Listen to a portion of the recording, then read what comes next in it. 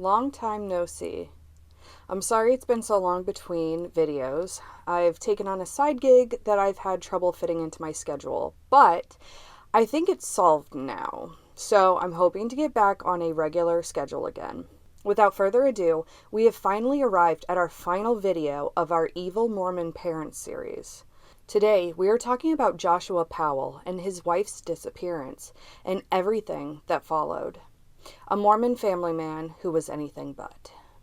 Hello, my name is Shelby, and this is Merrily Morbid, the channel where we explore all things that are at least a little bit dark, from deadly diseases to natural disasters, from true crime to man-made catastrophes. So if that sort of thing is up your alley, come along and let's get morbid.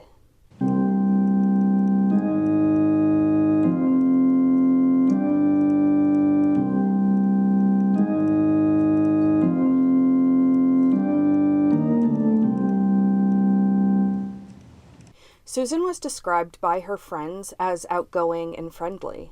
She was very good at putting people at ease and found it easy to carry on conversations with strangers. Susan had been an athlete in high school, playing softball, volleyball, and basketball, and she loved animals, but had a particular fondness for birds.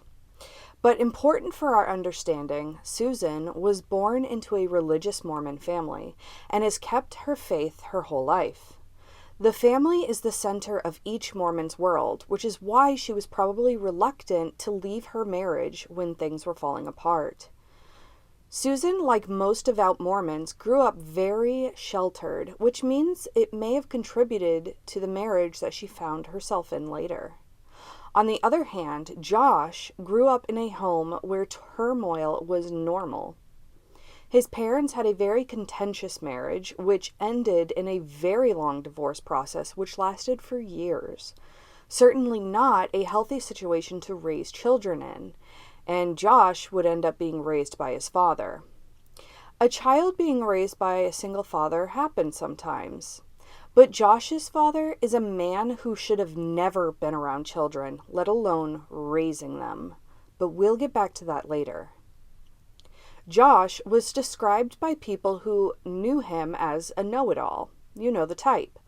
But, surprisingly, aside from this annoying personality trait, people described him as otherwise a great guy.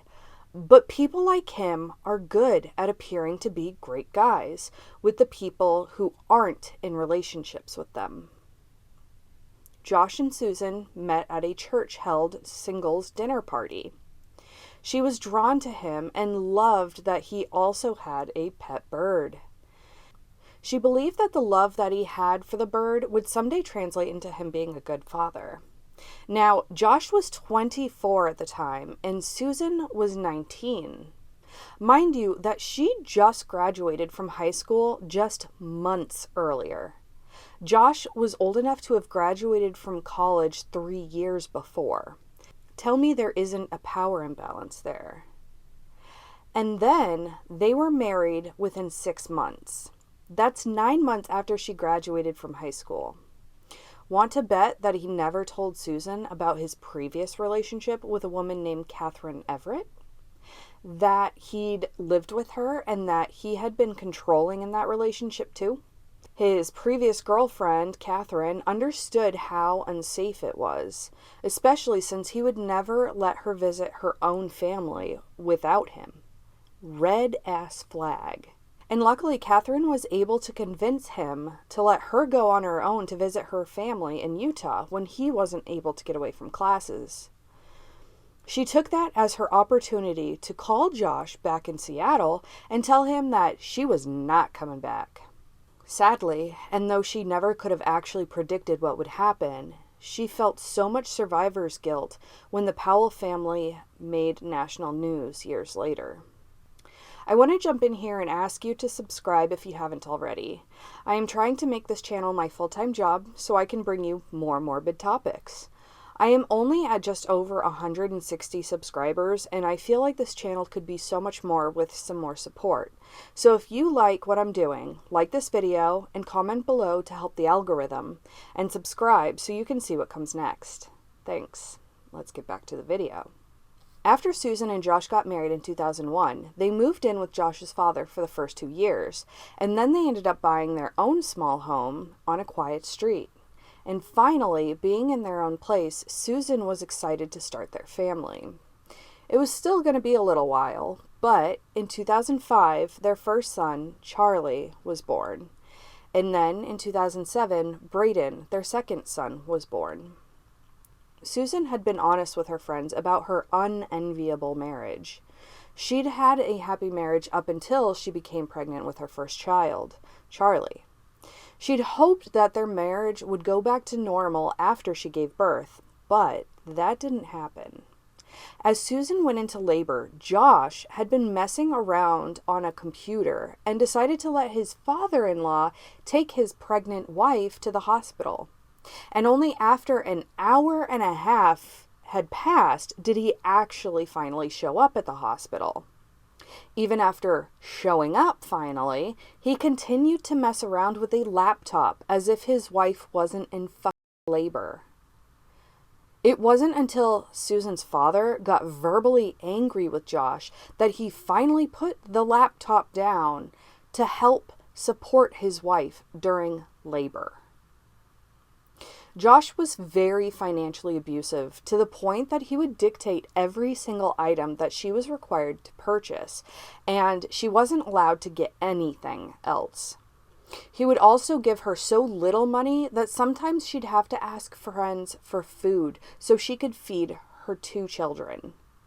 Yet, he would stock up on snacks for himself that she didn't have access to. She had to squirrel away money to be able to buy Christmas presents for the kids. Such a loving father, huh? But Josh blew thousands upon thousands of dollars on everything from electronics to thousands of pounds of wheat. Not flour, wheat, grain. Okay. Then, at one point, her friends were told that there had been an instant where things had become physical. Her friends, of course, tried to convince her to get out and offered her help, but she stayed. Josh filed for bankruptcy 2 years before Susan's disappearance, which, mentioned in my video on Michael Haight, is a red flag for family annihilators. He had a gambling and spending problem, and financial ruin is embarrassing for these types of men. He had $200,000 in debt. It's even more interesting when you learn that Susan had multiple life insurance policies, which would result in a payout of $1.5 million upon her death. Then, just when you think it can't get any more interesting, Susan had a secret will in which she described her rocky marriage, and she said that if she ended up dead, it was murder. Josh had threatened to destroy her if she tried to file for divorce. Detectives also found a videotape that she had made on the advice of a lawyer documenting all their belongings and assets. She also began secretly putting away part of her paycheck. This tells me that she was really contemplating leaving her husband. So, it seems that Josh had a lot to lose with Susan being alive, and a lot to gain if she were gone, so to speak. Unfortunately, Susan predicted her own murder, which happened at the end of 2009. One late night in December, Josh drove his family into the wilderness for an impromptu camping trip. The main problem, though, was that the night after their camping trip, Susan never showed up for her job at Wells Fargo, and her sons never showed up at daycare. Of course, people were alarmed, so they informed the police of their concerns, and the family was declared missing. But just hours later, the family showed up. Well, Josh and the boys did. Susan was still missing. Between when the family was reported missing and when Josh and the boys reappeared, police entered their home looking for clues to where everyone had gone. Strangely, they found an area of the carpet in the house was wet, and there were a couple fans pointed at the spot, obviously in an attempt to dry it out.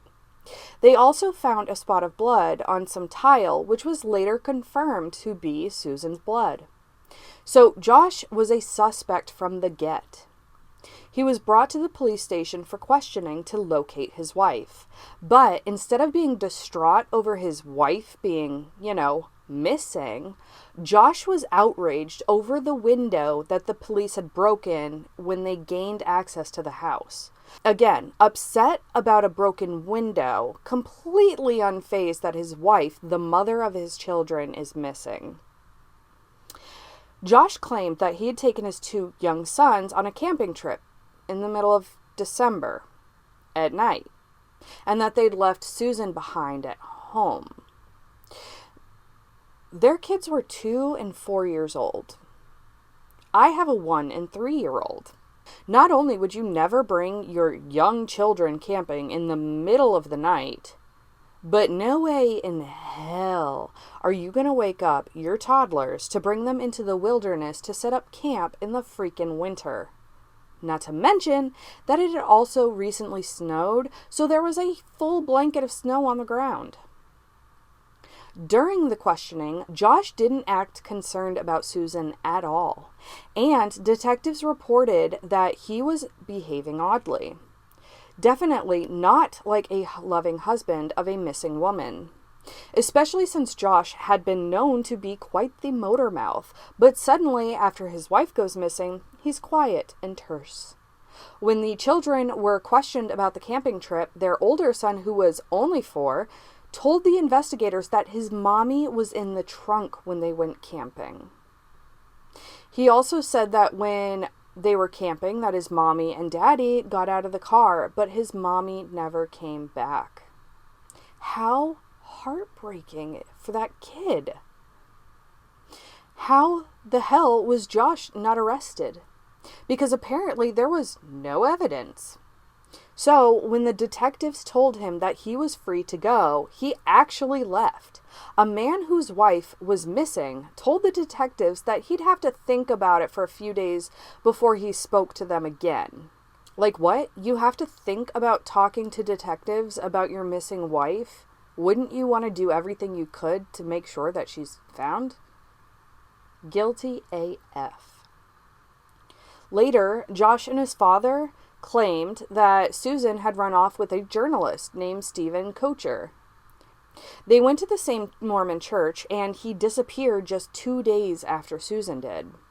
Josh said that they'd run off to Brazil together, where Stephen had done his Mormon mission. But there is absolutely no evidence that that even happened.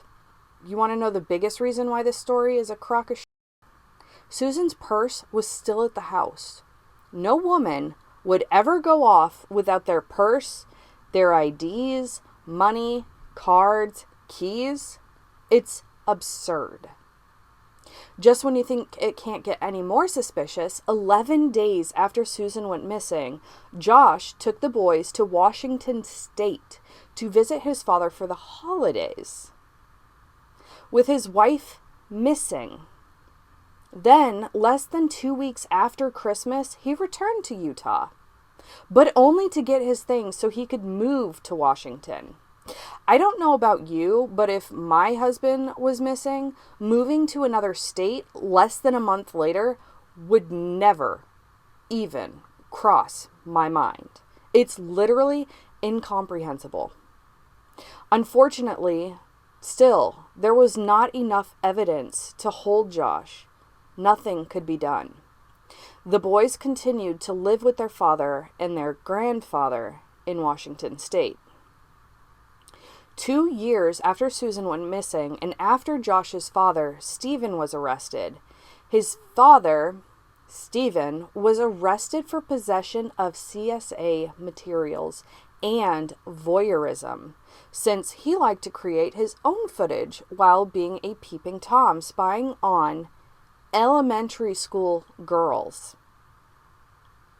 It was learned that after Susan's disappearance that it came out that Stephen was obsessed with his daughter-in-law, He had taken thousands of photographs of her without her knowledge, and he even claimed to detectives that they had had an affair behind Josh's back. That was absolutely not true, but just goes to speak to the nature of the family that Josh grew up in. Josh's kind of behavior doesn't just pop up out of nowhere. It's not hard to believe that Josh grew up in a house that saw women as objects to be used. As a matter of fact, police discovered that Josh had a fondness for ladies of the night and had stepped out on Susan many times. With his father being arrested, Josh lost custody of his kids, and Susan's parents were given temporary custody while Josh was ordered to take parenting classes and have a psych eval done. He was not able to get his kids back, but he was granted visitation. In 2012, not long after learning that he was not going to be getting his kids back, he was scheduled to have a supervised visit at his house with the boys. The two boys were walking ahead of the social worker who had brought them for their visit. As the children entered the house, Josh closed and locked the door, keeping the social worker from getting in. She immediately suspected something was terribly wrong and called 911. I believe it was around the same time that Josh left a voicemail for his family, letting them know that he could not go on without his children. The social worker who was on the phone with 911 was completely panicked, and with good reason. Although she probably couldn't imagine what was happening inside the home at that moment and what was about to happen, what was really happening was Josh was inside that home attacking his two children in the head and the neck with a hatchet, just moments after he caused a gas leak in the house. He passed out from carbon monoxide before he could finish the job, and then it ended not with a whimper, but a bang, as the house exploded with the three of them inside. I cannot imagine the slew of emotions, regret, helplessness, anger, grief that the social worker must have felt standing outside that home, as the two innocent children she was supposed to protect were slaughtered at the hands of their own father.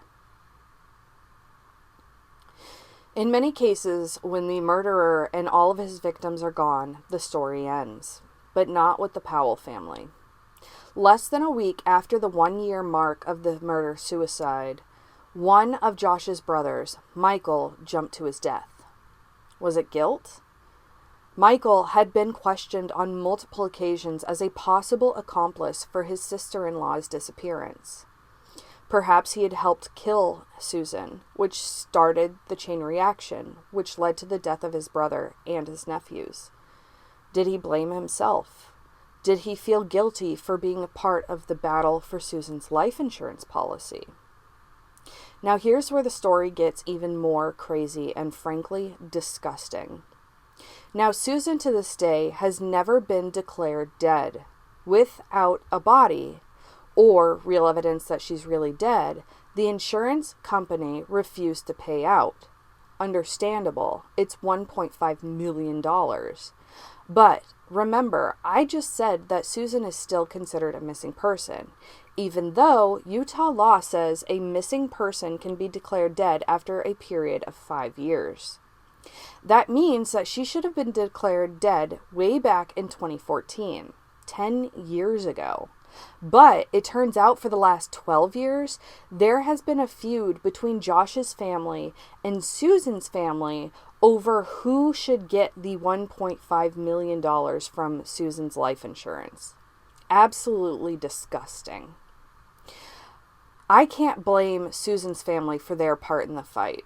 They want her death to be legally declared at the present time, but Josh's family wants it to be retroactively dated for the day that she disappeared. If you go by the date that she went missing, which I admit would make sense, considering, I'm sure we all know that's precisely what happened. Then the $1.5 million would go to her next of kin at the time of her death, which would have been Josh, even though he killed her. Since he was never tried nor convicted, he would have still gotten that money, if he'd still been alive. But that is dead. So the money would then go to his family.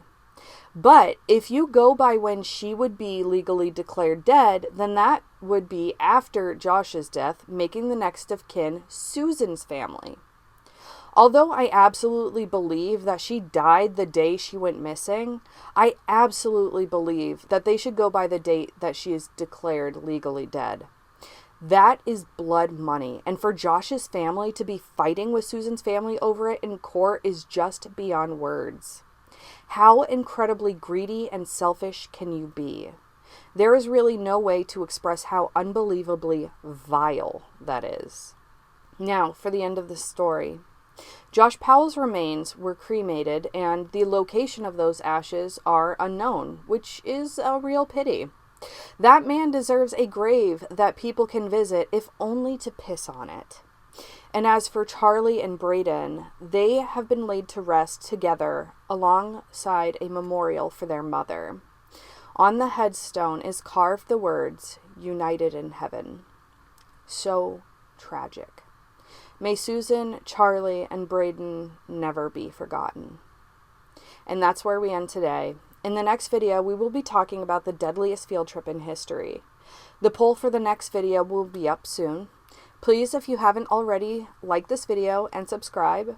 Thanks for watching. Don't forget to be merry, but stay morbid.